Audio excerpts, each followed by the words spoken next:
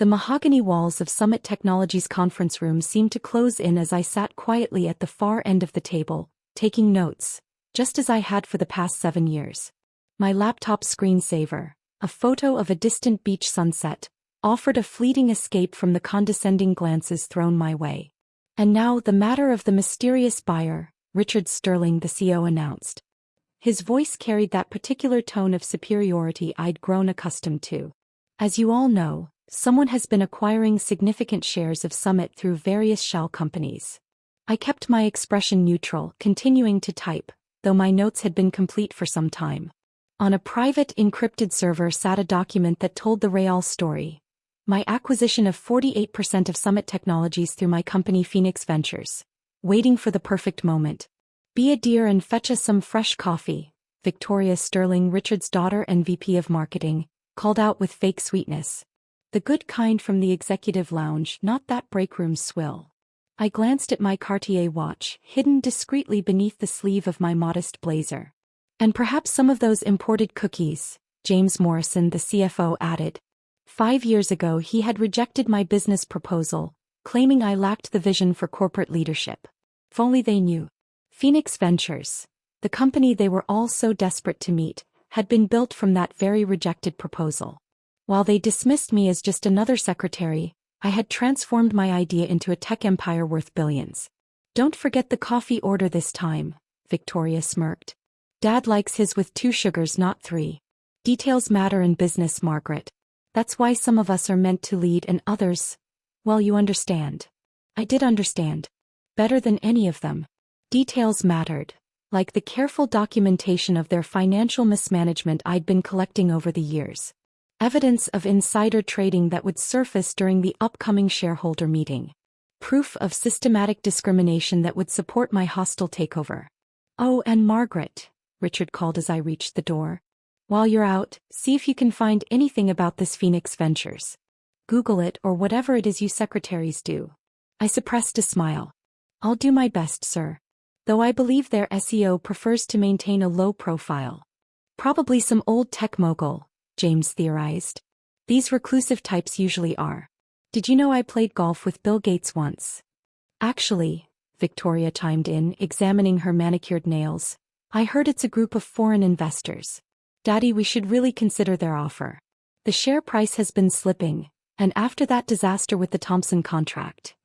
My chest tightened at the memory. 6 months ago, I'd watched them bungle a $50 million deal I'd spent months structuring. They had ignored my analysis, dismissed my warnings about technical specifications, and lost the contract to our biggest competitor. That was the day I decided Summit Technologies needed new leadership. I returned with their coffee, setting each cup precisely where I knew they preferred. 7 years of serving these people had taught me their habits, their weaknesses, their secrets. Every casual conversation, every discarded document, every overheard phone call had been another piece of my puzzle. Margaret's been with us how long now?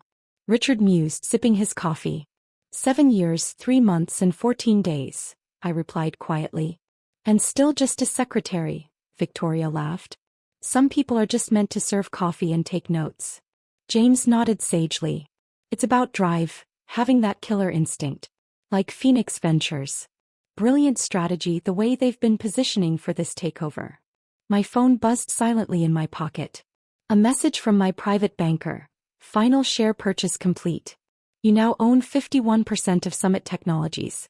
Speaking of Phoenix Ventures, Richard continued, their representative should be here any minute. Margaret, when they arrive, show them straight in, and try not to embarrass us this time. My so-called investment club, their dismissive term for the tech incubator I had secretly built, had funded startups that later became part of Phoenix Ventures' portfolio. While they mocked my modest lifestyle, I had been building an empire that would soon swallow theirs. Another buzz from my phone. My lawyer. Documents ready. Proceed when ready. I stood, smoothing my simple black dress.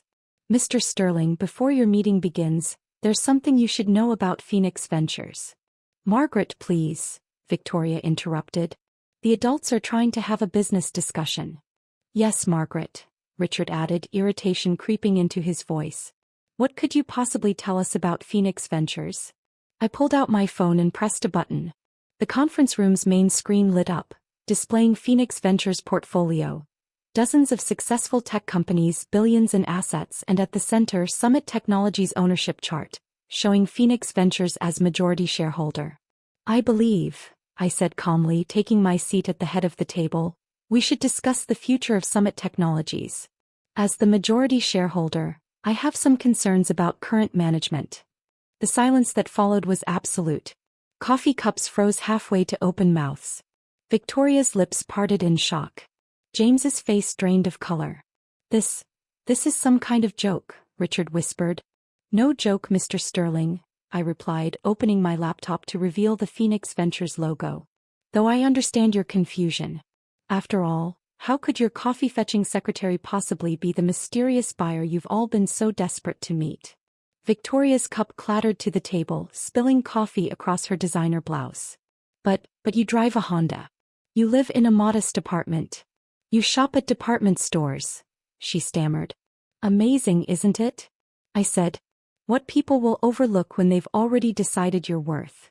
The air shifted from corporate confidence to barely contained panic. Richard's face cycled through shades of red I'd never seen before, while Victoria frantically dabbed at her blouse with trembling hands. This is impossible, James sputtered, flipping through the documents I handed out. Phoenix Ventures has holdings worth billions. They've acquired 30 tech companies in the past year alone. You're just a secretary. Exactly, I finished for him, enjoying how the word now made them flinch. Let's review some history, shall we? I tapped my laptop, and the screen shifted to display a familiar document. This is the proposal I submitted 5 years ago. The one you rejected, James, claiming I lacked vision. Recognition dawned on his face. The adaptive AI platform for corporate management, I confirmed. The same technology that now powers half of Phoenix Ventures subsidiaries. The same innovation Summit could have owned if you'd looked past my job title. Daddy, do something. Victoria's voice cracked. She can't just take our company. Actually, I can. I pulled up the share ownership records.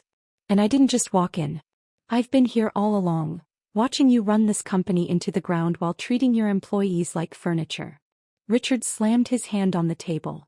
Now see here, Margaret. Miss Phillips, I corrected. Or if you prefer, CEO Phillips. Though considering your new position, you should probably stick with Miss Phillips. New position? His face went from red to pale in an instant. I handed him another set of documents. Effective immediately, you are being removed as CEO of Summit Technologies. The board meeting this afternoon would confirm the changes. But given that I now controlled 51% of the voting shares, it was really just a formality. The board will never support this, James declared, though I could hear the uncertainty in his voice. You mean the board members I've been quietly meeting with for the past month? I smiled. The ones who've seen the evidence of your financial mismanagement, the discrimination, the insider trading? Victoria's perfectly manicured nails drummed nervously against the table. What evidence? What are you talking about? I opened my briefcase and removed 7 years' worth of carefully organized documentation. It's amazing what people will say and do in front of someone they consider invisible. Every inappropriate comment.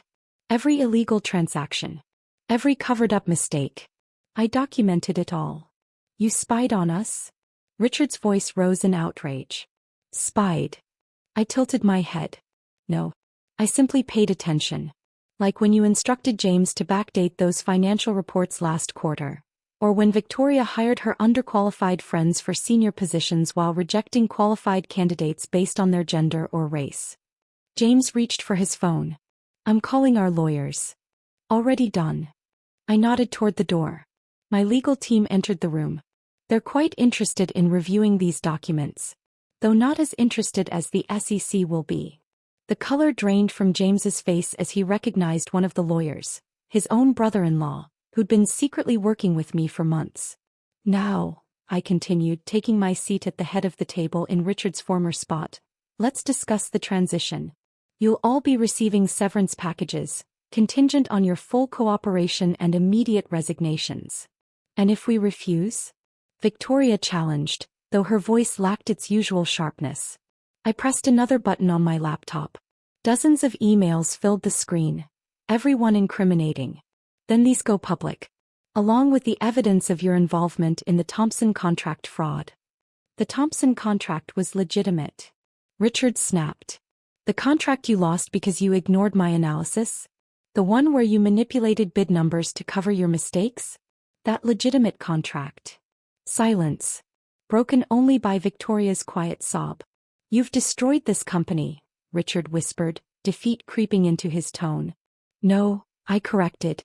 I've saved it. Summit Technologies has been bleeding talent and losing market share because you valued appearance over substance, privilege over merit. I stood, smoothing the simple dress Victoria had mocked just last week as clearance rack chic. You have 1 hour to clear out your offices. Security will escort you. Your belongings will be shipped after they've been checked for confidential materials. 1 hour. Victoria's voice rose hysterically. You can't expect us to. The same amount of time you gave Janet from accounting last month, I cut her off when you fired her for reporting harassment. Seems fair, doesn't it? By noon, Summit Technologies was unrecognizable. The old guard was gone. The financial press buzzed with headlines. Mystery revealed in stunning corporate takeover. Phoenix Ventures' hidden leader, from secretary to tech mogul. Summit leadership ousted amid scandal. From my new office, Richard's former domain, I watched as the story exploded across social media. My phone buzzed relentlessly with messages from those who had once dismissed me. Margaret, darling, remember me from the executive lounge? Hey Maggie, about that coffee you used to bring me. Miss Phillips, regarding that promotion I denied you. I deleted them all. Sarah, my new assistant, chosen because she reminded me of myself 7 years ago, entered with a stack of reports. The transition team is in place. And your parents are in the lobby. Ah yes. The inevitable family reckoning. My mother, who'd spent years lamenting my wasted business degree. My father, who'd urged me to find a nice man and settle down since I wasn't corporate material. Send them up, I said, turning toward the floor-to-ceiling windows. It's time they understood what their disappointing daughter has built. They entered cautiously as if expecting the office to vanish in a puff of smoke. My mother's eyes widened at the sight of the Phoenix Ventures logo displayed where Summits had once hung. Margaret, she whispered, why didn't you tell us? I turned to face them, remembering all the dinners where my career was the family punchline. Would you have believed me? Or would you have tried to control it, like you did every other part of my life? But, as secretary, my father sputtered. All these years we thought. You thought what you wanted to think, I interrupted. Just like everyone else here. It's amazing how invisible you become when people decide you're not worth noticing. My phone buzzed again. A message from my legal team. SEC formally investigating former Summit leadership. Criminal charges likely.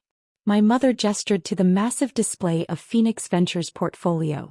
The company you've built, it's worth billions. Built from the ground up, I finished. While you told everyone about your daughter's modest office job. A commotion outside cut her off. Victoria Sterling was causing a scene in the hallway, refusing to leave. You can't do this to me, she shrieked at security. Do you know who I am? I pressed the intercom. Security, please escort Miss Sterling out, and make sure she doesn't take any company property this time. My father stared at the feed on the monitor. They say Richard Sterling is being investigated for fraud. Among other things, I confirmed. Amazing what people will do when they think no one's watching. Especially the secretary in the corner. Sarah re-entered. Miss Phillips, the board is ready for your presentation. And the Thompson contract representatives are here for renegotiation. Tell them I'll be right there, I said. Then with a smile, and Sarah? Order yourself a proper desk. No more cramped corner spaces in this company. The rest of the day blurred into meetings, restructuring, and new policies. Janet from accounting was reinstated, with a promotion and back pay. The ignored development team was put in charge of our new AI initiative. As the sun set over the city, I stood in my office holding the nameplate from my old desk. Margaret Phillips, Executive Assistant. Beside it, I placed my new one. Margaret Phillips, CEO, Phoenix Ventures and Summit Technologies. My phone buzzed one last time. A message from Victoria. I hope you're happy. You've destroyed our family's legacy. I typed back. No, Victoria. I've built something better. Something real. Looking out at the city lights, I thought about the long game I'd played. 7 years of being underestimated. 7 years of building in silence. It had never been about revenge, not really. It was about creating something meaningful. Something built on merit, not privilege. And this was only the beginning.